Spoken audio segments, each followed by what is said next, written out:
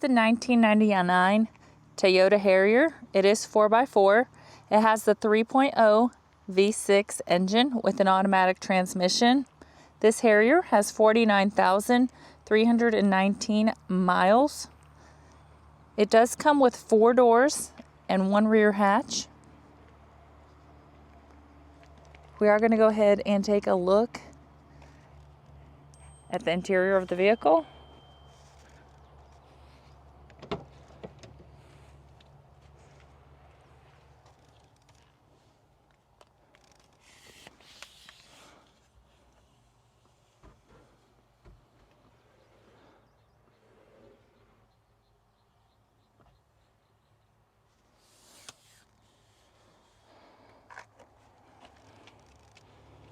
All right, we're gonna go ahead and take a look at the dash as well.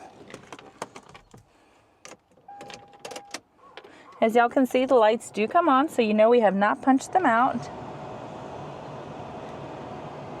When we start it, they do go away.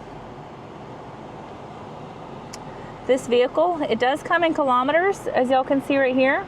So that number is 79,373, that's the kilometers. The miles on it again is 49,319.